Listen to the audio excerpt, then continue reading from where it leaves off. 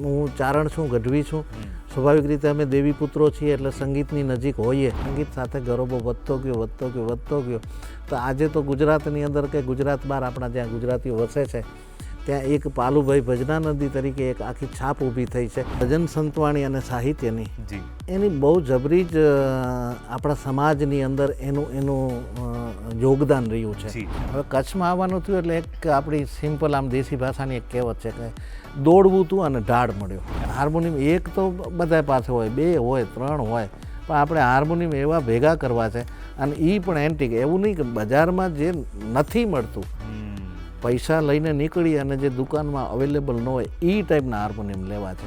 અને એ કંઈક મારા એવા ભાગ્ય હશે કે એ હાર્મોનિયમ સુરેશભાઈના માધ્યમથી, સુરેશભાઈ દ્વારા એ ક્યાંકથી ગોતી આવ્યા અને એ હાર્મોનિયમ આજે મારી પાસે છે. ગુડ મોર્નિંગ ગુજરાતમાં સ્વાગત છે આપનું. આજે હું શૌનક વ્યાસ આવી ગયો છું એક સરસ મજાના મહેમાન, સરસ મજાની વાતને લઈને. મિત્રો, આપણા ગુજરાતી કલ્ચરની વાત કરીએ, આપણી પરંપરાની વાત કરીએ, આપણી સંસ્કૃતિની વાત કરીએ તો ભજન, સંતવાણી, આ બધી વાતો આપણા કલ્ચર સાથે વણાયેલી છે, જોડાયેલી છે.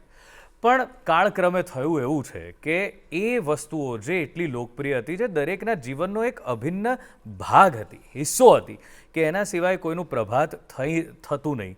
સવારમાં જો પ્રભાતિયા ના સંભળાય તો ઘરમાં જે બા દાદા બધા હોય એ આ ગાતા રહેતા અને એ રીતે વાત આગળ વધતી રહેતી. પણ ક્યાંક ને ક્યાંક એક બ્રેક લાગી છે. પણ ઘણા એવા લોકો છે કે જે આ પરંપરાને, આ સંસ્કૃતિને જીવંત રાખવા માટે અથાગ પ્રયત્નો કરી રહ્યા છે અને એ પ્રયત્નો ઘણા અંશે સફળ પણ થયા છે. મને એક ભજન આપણું છે, મને બહુ જ નાનપણથી મારા પરિવારમાં ગાવું તો મને બહુ જ યાદ આવે છે. એ ભજન હું ગાઉં છું, આપને પણ એક કનેક્શન મળશે કે એ ભજનોની શું તાકાત હતી. ધૂણી રે ધખાવી બેલી અમે તારા નામની, હોજી રે ધૂણી રે ધખાવી બેલી અમે તારા નામની, અમે તારા નામની અલખના રે ધામની, એ ધૂણી રે ધખાવી બેલી અમે તારા નામની. હવે આવું ભજન ક્યાંક ગવાતું હોય કોઈકના ઘરમાં તો એ વાતાવરણ કેવું પવિત્ર, શુદ્ધ રહે, એના વિચારો કેવા સરસ રહે. અને આવા ભજનો આપણે ત્યાં થયા અને વખતો વખત એવા કલાકારો દ્વારા, એવા ભજનિકો દ્વારા એ લોકો સુધી પહોંચતા રહ્યા અને લોકોથી બીજા લોકો સુધી પહોંચતા રહ્યા. એટલે જેને ઇંગ્લિશમાં આપણે ઓરલ ટ્રેડિશન કહીએ છીએ, કે જે બોલવાથી એ ટ્રેડિશન ચાલુ રહે છે, જે કહેવાથી ચાલુ રહે છે, એવી ટ્રેડિશનનો એક ભાગ છે. અને એવી ટ્રેડિશનને જીવંત રાખવાનું એક બહુ જ મોટું કામ કરી રહ્યા છે એવા એક વ્યક્તિ. હવે એ વ્યક્તિની આ ઓળખાણ તો છે જ, એમને સંબોધવામાં આવે છે ભજનાનંદી, ભજનાનંદી.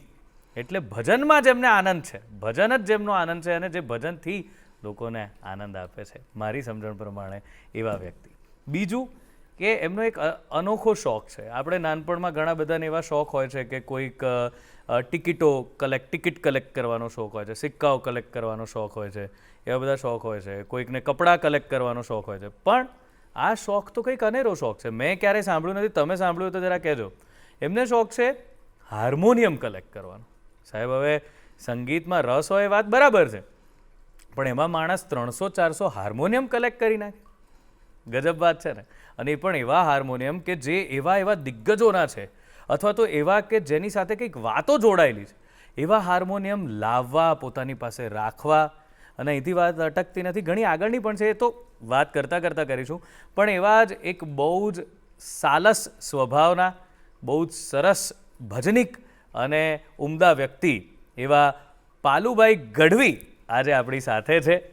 જય માતાજી, નમસ્કાર. જય માતાજી, નમસ્કાર. સાહેબ, મજાની વાત તો એ છે કે મેં જ્યારે આપના વિશે જાણ્યું ત્યારે મને તો સૌથી વધારે, કારણ કે મને ગાવામાં થોડો રસ છે, તો એકાદ હાર્મોનિયમ ઘરમાં હોય તો બહુ થઈ જાય છે. 300 હાર્મોનિયમ, એનાથી ઉપર કેટલા એક્ઝેક્ટ આંકડો કેટલે પહોંચ્યો છે? 300 પ્લસ છે. 300 પ્લસ છે. હવે આપણે ગણવાનું રોકી દીધું છે. તો સાહેબ, આ જે છે, મેં એક વસ્તુ જે આપના વિશે જાણી એમાં એ છે કે આપનું જે સંગીત સાથેનો નાતો છે પણ બાળપણ જરા કઠિન રહ્યું છે આપનું. તો એ કઠિન બાળપણમાંથી સંગીત સાથેનું જોડાણ કેવી રીતે થયું એ જરા જણાવો.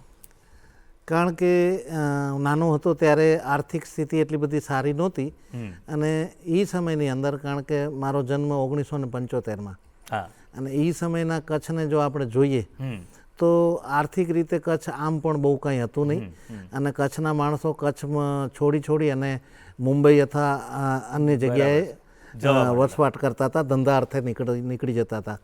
અને એ સમયની અંદર કચ્છના એવો સમય હતો કે એક વર્ષ જો થોડો ઘણો વરસાદ થાય તો બીજા વર્ષે દુકાળ પડે. એવો તો એ કચ્છની આખી સ્થિતિ હતી. જે અત્યારે કચ્છ છે એ તો આખો ફેરફાર થઈ ગયો આખું.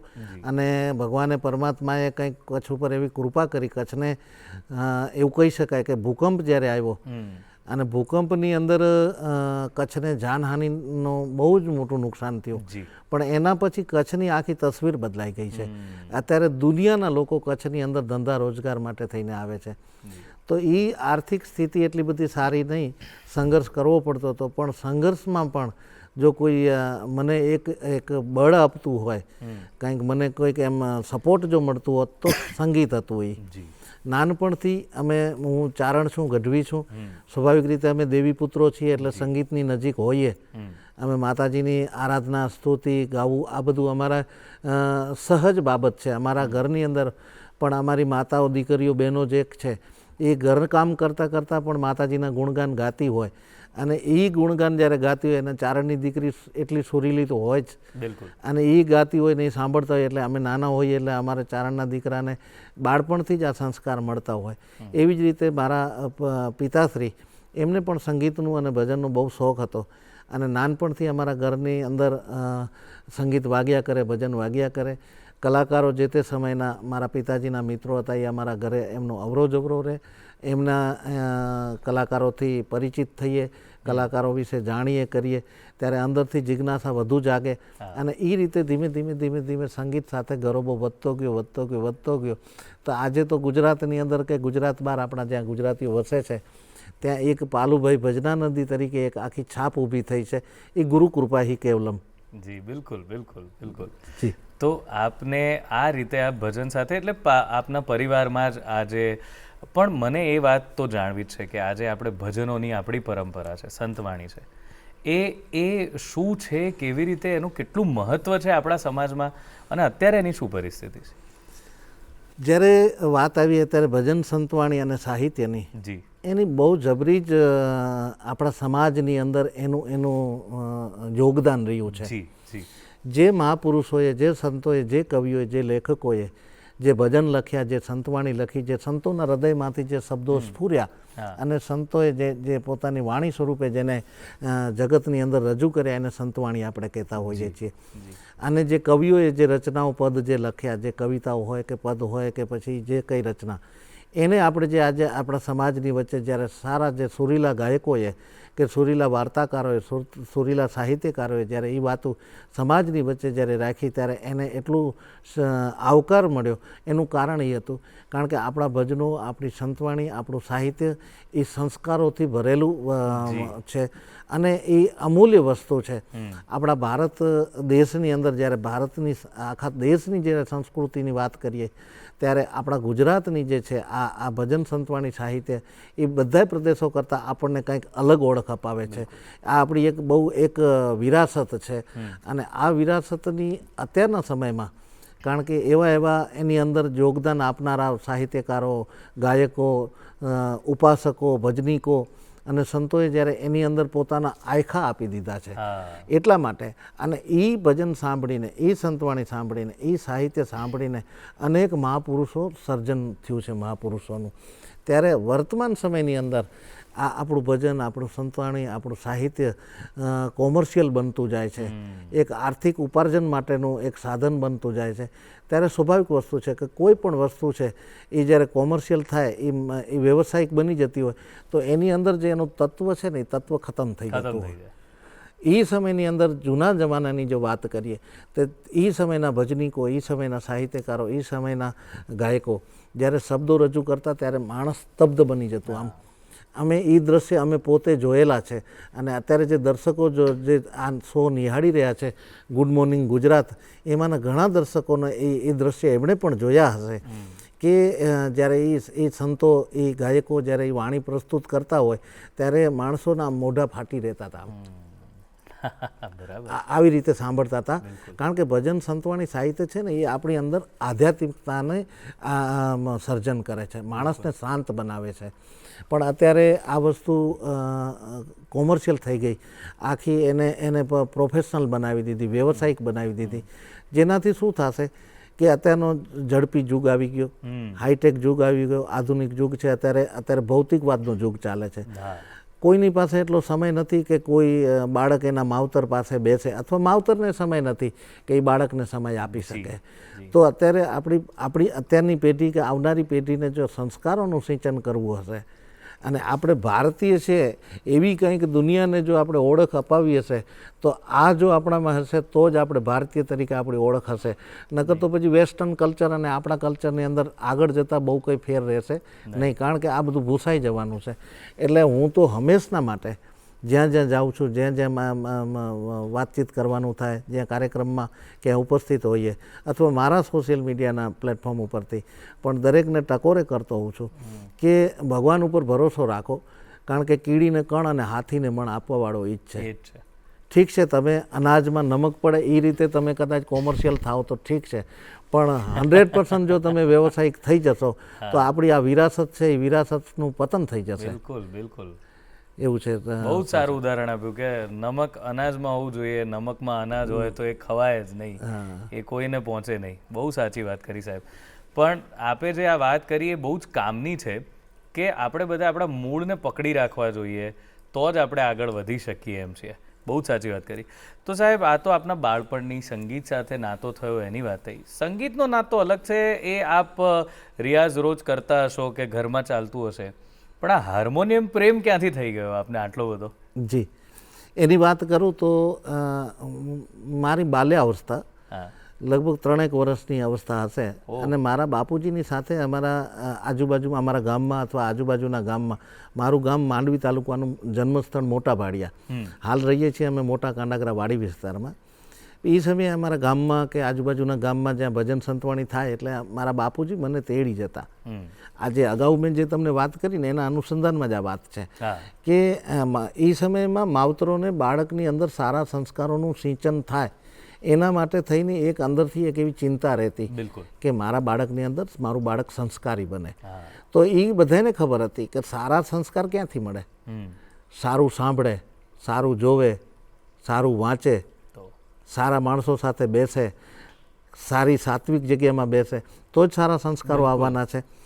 એટલે એ સમયમાં હું મારા બાપુજી સાથે જાતો. એ સમયના અમારા કચ્છના જૂના ભજનીકો હતા, બધા મોટા ભાગના જૂના ભજનીકો રામસાગર ઉપર, એક તારા ઉપર ભજન કરતા.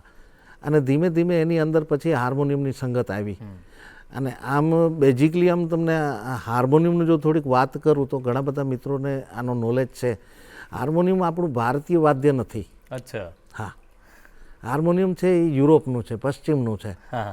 પણ એને એ હાર્મોનિયમનું આખું હાર્મોનિયમ બહુ જૂનું પણ નથી. 1842ની અંદર એલેક્ઝાન્ડર નામના વ્યક્તિએ હાર્મોનિયમનું સર્જન કર્યું. અને એને પગપેટી, હા, જે ફૂટથી પગથી જે ચાલતી એ પગપેટીનું એણે સર્જન કર્યું. અને 19મી સદીની અંદર આપણા દ્વારકાનાથ ઘોષે એને અંદર મોડિફાઈડ કરી અને વર્ઝન આખું ચેન્જ કર્યું.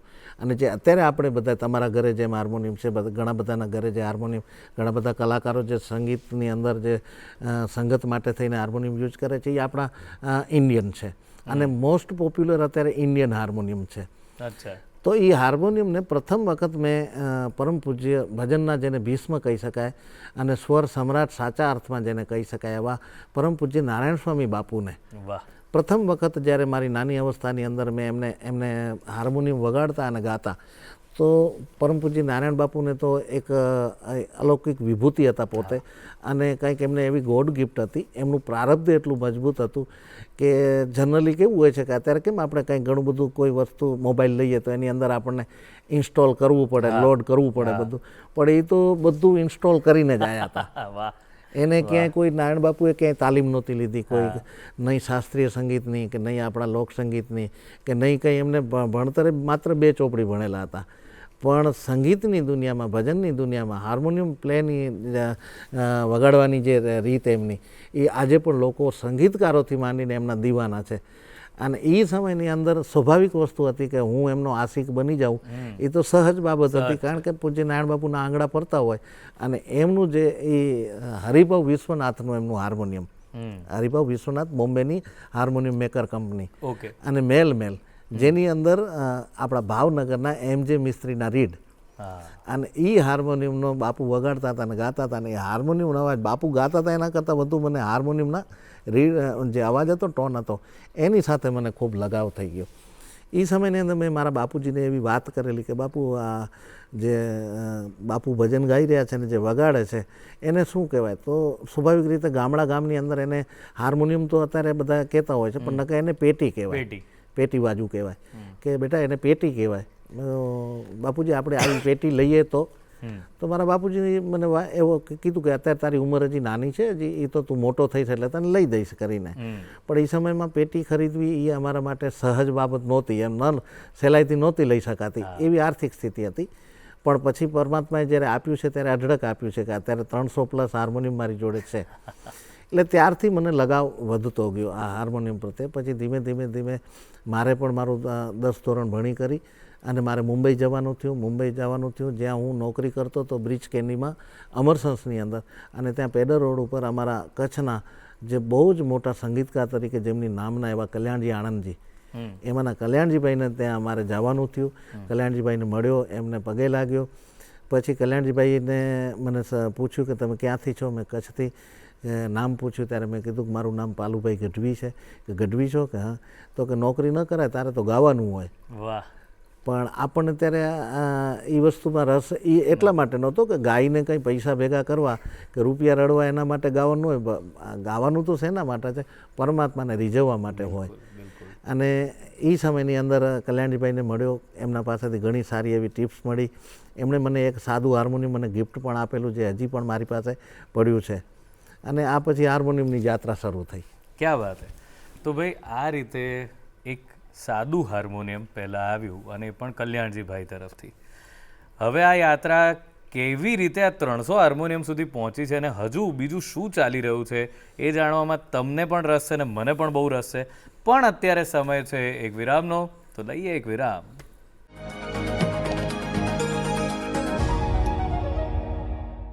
તો વિરામ બાદ ફરી એકવાર આપનું સ્વાગત છે ગુડ મોર્નિંગ ગુજરાતમાં. અને પાલુભાઈ ગઢવી છે અને પહેલું હાર્મોનિયમ કેવી અદ્ભુત રીતે આવ્યું સાહેબ, અને કોના હાથે મળ્યું એ બહુ મજાની વાત થઈ.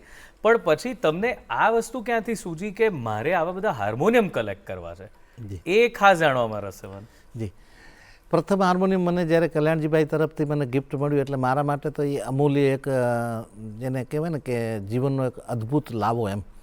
કારણ કે માણસ કદાચ આપણે કોઈ મોટામાં મોટો એવોર્ડ જે લઈ આવ્યા હોય ને અને જે ખુશી મળે ને એવી ખુશી જે તે સમયે મળી હતી. પછી મારી રીતે મેં જો મારા પૈસાથી જો કોઈ ખરીદ્યું હોય તો 1998માં હું વલસાડ હતો અને ત્યાં હેમંતભાઈ શાહ હતા, એમની પાસેથી મેં 12,000 રૂપિયામાં એક હાર્મોનિયમ ખરીદ્યું હતું. પછી મારી જોડે થયા 2. પછી 2003ની અંદર હું વલસાડથી શિફ્ટ થયો કચ્છમાં. કારણ કે કચ્છની અંદર ભૂકંપ આવ્યો એના પછી અમારે કચ્છના બહુ મોટા એવા નામ જેનું ચંદ્રકાંતભાઈ ગોગરી, એમણે કેમિકલની એક ઇન્ડસ્ટ્રી જ અહીંયા ભચાઉ પાસે સ્થાપિત કરી અને એ ઇન્ડસ્ટ્રીનું આખું વહીવટ વ્યવહાર જોવા માટે થઈને મને જવાબદારી સોંપવામાં આવી. એટલે મારું આવવાનું થયું કચ્છમાં. હવે કચ્છમાં આવવાનું થયું એટલે એક આપણી સિમ્પલ આમ દેશી ભાષાની એક કહેવત છે કે દોડવું હતું અને ઢાળ મળ્યો. તો મારે શું છે કે હું મુંબઈ વલસાડ એ બાજુ રહેતો હતો, પણ મારો જીવ ભજનનો, સંતવાણીનો, ડાયરાનો, સાહિત્યનો. હવે એ બાજુ એટલા કાર્યક્રમો થાય ને વધારે પડતા જો આપણા સંતવાણી સાહિત્યના કે ભજનના કાર્યક્રમો થતા હોય તો કચ્છ અને સૌરાષ્ટ્રમાં બિલકુલ વધારે પડતા. તો હું ભચાઉ એટલે સ્વાભાવિક રીતે કચ્છ અને સૌરાષ્ટ્રની વચ્ચે આવી ગયો. એટલે રોજ મને કાર્યક્રમનો લાભ મળે, રોજના અલગ અલગ કલાકારોથી પરિચિત થાઉં અને નિત નવા કાર્યક્રમો સાંભળવા મળે. એટલે ભચાઉ આવ્યો પછી ધીમે ધીમે પછી આપણી પાસે આર્થિક સ્થિતિ પણ સુધરવા માંડી. પછી તપાસ કરતો રહું તો ક્યાંક મિત્રો પાસેથી જાણવા મળે કે ફલાણી જગ્યા પર કે ફલાણા ભાઈ પાસે જૂના જમાનાનું બહુ એક સારું હાર્મોનિયમ પડ્યું છે. તો પછી હું સંપર્ક કરી અને હાર્મોનિયમ ખરીદું. અને મને એવું એમ થયું કે આપણે હાર્મોનિયમ એક તો બધા પાસે હોય, 2 હોય, 3 હોય, પણ આપણે હાર્મોનિયમ એવા ભેગા કરવા છે અને એ પણ એન્ટિક. એવું નહીં કે બજારમાં જે નથી મળતું પૈસા લઈને નીકળી અને જે દુકાનમાં અવેલેબલ ન હોય એ ટાઈપના હાર્મોનિયમ લેવા છે. એમાં પછી મારે અમદાવાદમાં જ અહીંયા રહીએ છે મારા હાર્મોનિયમના કારીગર છે, જે ટ્યુનિંગથી માંડીને સર્વિસથી માંડીને કાંઈ પણ નાનું મોટું હાર્મોનિયમમાં કાંઈ કામ આવ્યું હોય તો કામ કરે છે એવા સુરેશભાઈ શર્મા, એનો સંપર્ક થયો. કારણ કે મેં પ્રથમ હાર્મોનિયમ જે મારું હતું એને થોડુંક અનટ્યુન થઈ ગયું હતું, એને ટ્યુનિંગ કરવા માટે થઈને એમનો મેં સંપર્ક કર્યો. પછી એમની સાથે એ પોતે બહુ હાર્મોનિયમ બહુ સારું પ્લે કરે અને હાર્મોનિયમ વિશે એમને ખૂબ જાણકારી, કારણ કે એક સમયે એ પોતે હાર્મોનિયમ બનાવતા નવા, શર્મા મ્યુઝિકલ સ્ટોર આજે પણ અમદાવાદમાં છે.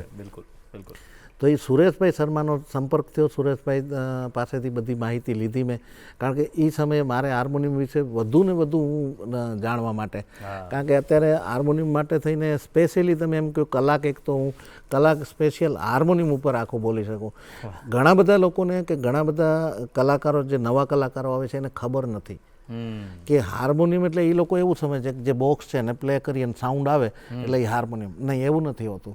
હાર્મોનિયમની અંદર અનેક પ્રકારની વેરાયટી આવે છે. જેમ કે જેવી રીતે કે હાર્મોનિયમ આવે એની અંદર કોમ્બિનેશન હોય, કે એક હાર્મોનિયમ એવા આવે છે કે જે સાદા હાર્મોનિયમ જેને કહેવાય, એની અંદર 2 રીડ હોય.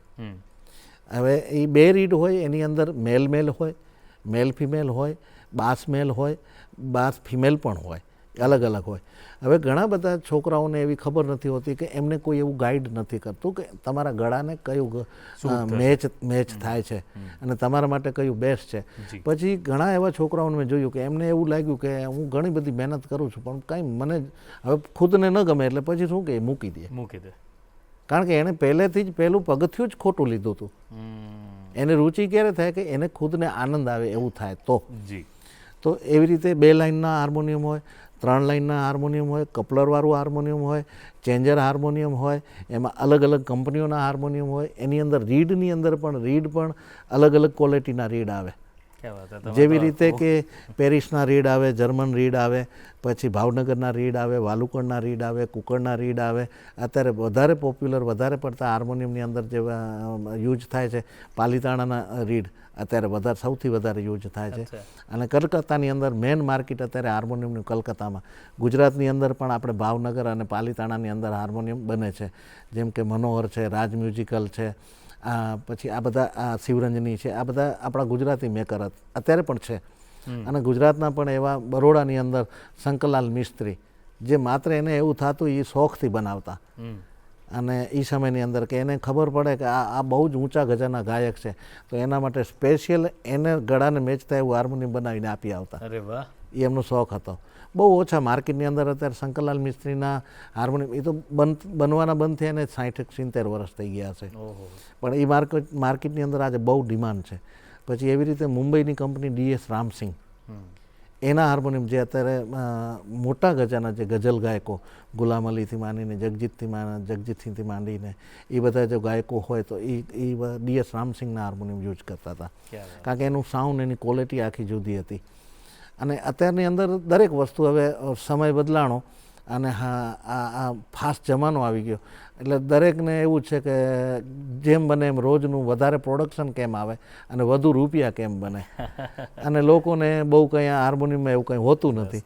એટલે હાર્મોનિયમ પણ આવી રીતે ધીમે ધીમે હાર્મોનિયમની અંદર પણ એક બિઝનેસ જ થઈ ગયો.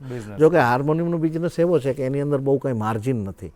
જે લોકો બનાવે છે એ મને ખબર છે કે આની અંદર બહુ નાનું માર્જિન છે, અને એક હાર્મોનિયમ લઈ લીધા પછી કસ્ટમર બીજી વખત તો 15-20 વર્ષે કદાચ જાય તો જાય. નકર તો એક હાર્મોનિયમ જો ઘરમાં જ વાપરવાનું હોય તો આજીવન ચાલતું હોય. એટલે એક સારું હાર્મોનિયમ આપી દે કંપનીવાળા તો પછી એ ગ્રાહક પૂરું થઈ ગયું, પછી નવો ગ્રાહક શોધવાનું હોય. પણ ત્યારે હું ઘણી વખત એ મારા સોશિયલ મીડિયાના માધ્યમથી કીધું કે હાર્મોનિયમ મેકરો છે, કારણ કે અત્યારે ઇલેક્ટ્રોનિક્સ વધુ આવવા માંડ્યું છે, અત્યારે કીબોર્ડ છે કે એ બધું. હવે ઇલેક્ટ્રોનિક છે ને એની એ જે ફિલિંગ હાર્મોનિયમ આપે ને એ એમાંથી નહીં મળે, કારણ કે એ ઇલેક્ટ્રોનિક વસ્તુ છે. અને ઓલી છે ને એ સજીવ છે, હાર્મોનિયમ છે સજીવ છે.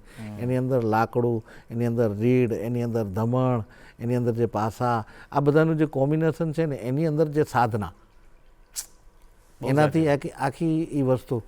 તો એવી રીતે હાર્મોનિયમનો શોખ વધતો ગયો, અને ઘણા બધા હાર્મોનિયમ એવા જે 5,000થી કરીને 20,000ની રેન્જના મારી પાસે અનેક એવા લોકો આવે કે જ્યારે જોવે સ્વાભાવિક રીતે કે પાલુભાઈ તમારી પાસે આટલા બધા હાર્મોનિયમ છે તો એકાદું અમને ગિફ્ટ આપો ને. એટલે એવા હાર્મોનિયમ પણ હું રાખું કે અને ખરીદી આવું કે જે કોઈ ગામની ભજન મંડળી હોય તો એને એ ઉપયોગી થાય, અથવા તો કોઈ શીખવા માટે થઈને હાર્મોનિયમ જેને જરૂર હોય તો ગિફ્ટ કરી દઉં કે ભાઈ તમે લઈ જાઓ, તમને હું ગિફ્ટ કરીશ. હવે બધાની આર્થિક સ્થિતિ એવી ન પણ હોય કે હાર્મોનિયમ ખરીદી શકે. જે ખરીદી શકે છે એવા તો સીધા જ કોઈ શોપનો કોન્ટેક કરી અને ત્યાં જતા હોય અને ખરીદતા હોય. પણ જ્યારે જે ક્યાંયથી ન મેળ પડતો હોય તો અમારો સંપર્ક કરતા હોય અને મારી પાસે આવતા તો એ પણ ઉપરવાળાની દયાથી, ગુરુ મહારાજની દયાથી ખૂબ અસંખ્ય લોકોને મેં ગિફ્ટ આપ્યા છે અને મને એનો આનંદ છે. કારણ કે આ ફાસ્ટ લાઈફની અંદર, આ વ્યસ્તતાની અંદર મને પણ ભજન કરવાનો કે નામ લેવાનો, ભગવાનનું નામ લેવાનો સમય ઓછો મળે છે. પણ હું એટલો સંતોષ માનું છું કે જે હાર્મોનિયમ જેને આપ્યું છે એ ભજન કરશે, નામ લેશે તો 1% તો મને પણ એમાંથી કંઈક પ્રાપ્ત થશે ને. કારણ કે મેં એને હાર્મોનિયમ, દાખલા તરીકે કે અત્યારે આપણે કોઈને ચાકુ આપી અને જો મર્ડર કરે ને તો એ પાપના ભાગીદાર આપણે બની, તો નામમાં ભાગીદાર તો થવું જ ને. બિલકુલ સાચી વાત. એટલે એ મને એક ખૂબ આનંદ છે અને હજી આ અવિરત ચાલુ જ છે. ક્યાં વાત. બે વાત કરવી છે. એક તો આપ વાત તો કરી રહ્યા છો ભજનની, આમ બે પંક્તિઓ જો આપના મુખેથી કોઈ એક ભજનની થઈ જાય તો મજા પડી જાય. જ્યારે ગુડ મોર્નિંગ ગુજરાત શોની અંદર મળ્યા છે એટલે સ્વાભાવિક રીતે સવારનો પોર છે. હા. અને રામગરી પ્રભાતિયાનો સમય કહેવાય. તો વાણી તો બધી સંતોની, કવિઓની જે વાણી છે, વાણી અદ્ભુત છે. વાણીની અંદર શબ્દની મજા છે. અને આપના માધ્યમથી દર્શકોને બધા ખૂબ વિદ્વાનો છે દર્શકો, મારા કરતાં બધા બુદ્ધિશાળી છે, પણ છતાં એક ચારણ તરીકે મારી ફરજમાં એટલું આવે છે કે આપણે ભજન સાંભળતા હોઈએ, સંતવાણી સાંભળતા હોઈએ કે સાહિત્ય સાંભળતા હોઈએ તો સૌથી જો એની અંદર કિંમતીમાં કિંમતી કાંઈ હશે ને તો એ શબ્દ છે. તાલ છે, સુર છે, રાગ છે, લય છે, એ બધી વસ્તુ સાચી, એ બધું બરાબર છે, પણ શબ્દ છે એમાંથી જો આપણે શબ્દ વીણી લેશું અને શબ્દને જો સંતોએ જેમ કીધું એ પ્રમાણે આપણે જીવનમાં ઉતારી અને આચરણમાં લાવશું તો બેડો પાર થાય. બાકી આખી જિંદગી તમે ભજન સાંભળો કાંઈ ન થાય. ત્યારે સવારના પોરમાં જ્યારે તમે કીધું છે ત્યારે હું કોઈ પ્રોફેશનલ ગાયક નથી, પણ તોય એક દર્શકો સુધી મારો અવાજ પહોંચાડવાની કોશિશ કરું. એ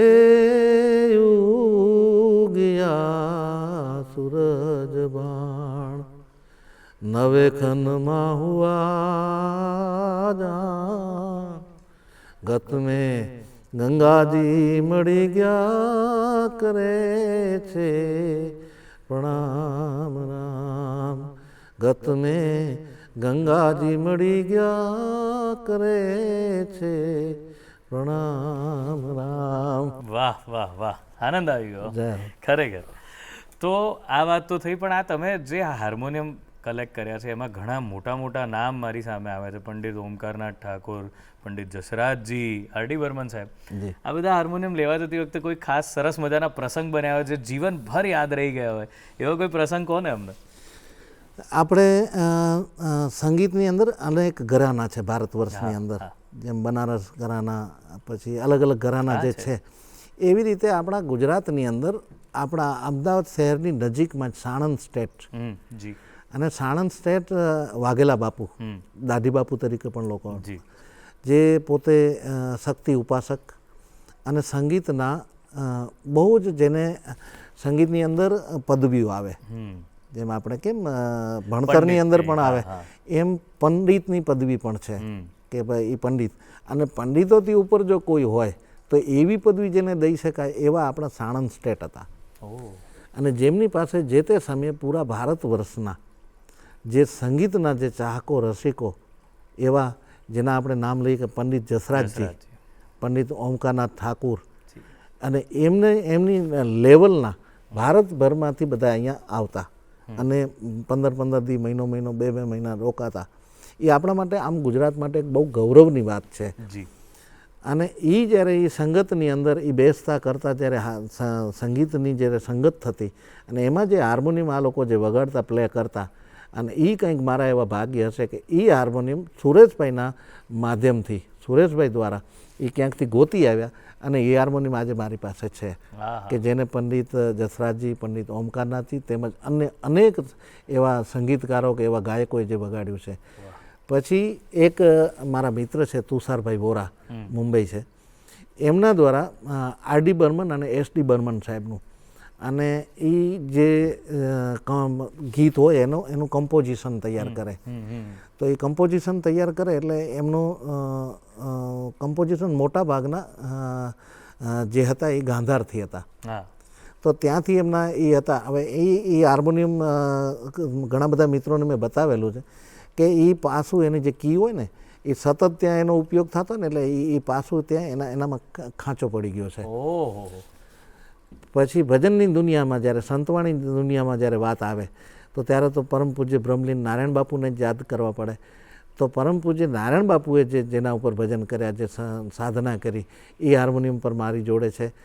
પછી એક હાર્મોનિયમ બહુ સાદું બીનાનું હાર્મોનિયમ, દિલ્હી બનાવટ, પણ જૂનું બહુ, જે બજરંગદાસ બાપા, હા, અને એમના શિષ્ય દયારામ બાપુ, બરાબર, અને એમના શિષ્ય જેનું મને નામ નથી ખબર, પણ જે હાર્મોનિયમને બજરંગદાસ બાપાનું, બાપા સીતારામ જેને કહીએ આપણે, એ બજરંગદાસ બાપાના જે આંગળા સ્પર્શ થયેલા, બાપા પોતે વગાડતા નહીં પણ એ વસ્તુને સ્પર્શ કરેલું એમણે, અને એ વાયા વાયા વાયા મને અહીંયા અમરેલીની બાજુમાં બળેલ પીપળિયા કરીને ગામ છે, ત્યાંના વીરાભાઈ આહિર અને ભીખાભાઈ છે, એમની પાસે એ બહુ જૂનું પડ્યું હતું. કીધું કે આ હાર્મોનિયમ છે, બજરંગદાસ બાપાના સ્પર્શ થયેલું છે હાથ.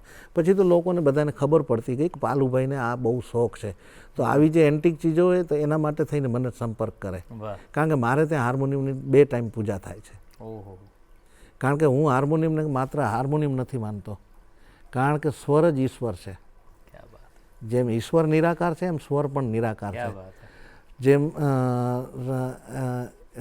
ઈશ્વરે કોઈ દિવસ ક્યાંય ભેદ નથી રાખ્યો કોઈ બાબતમાં, એ આપણે બધા ભેદ ઊભા કર્યા છે. જે કંઈ છે આ માનવીઓએ, જેને ઈશ્વરે બનાવ્યા એણે ભેદ ઊભા કર્યા, તો ઈશ્વરે ક્યાંય ભેદ કે પક્ષપાત નથી રાખ્યો. એમ સ્વર પણ કોઈ દિવસ ક્યાંય ભેદ કે પક્ષપાત નહીં.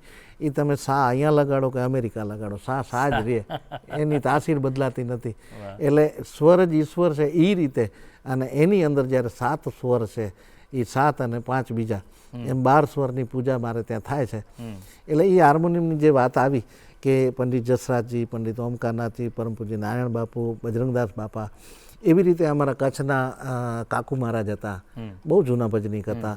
પછી હમણાં જ 2 વર્ષ પહેલાં ભજનની દુનિયામાં પરમ પૂજ્ય નારાયણ બાપુ અને કાંદાત બાપુનું પછી જો નામ આપણે કહેતા હોય તો લક્ષ્મણ બાપુ બારોટ, એમના વગાડેલા હાર્મોનિયમ, એવા અનેક વિભૂતિઓના વગાડેલા હાર્મોનિયમ મારી પાસે છે.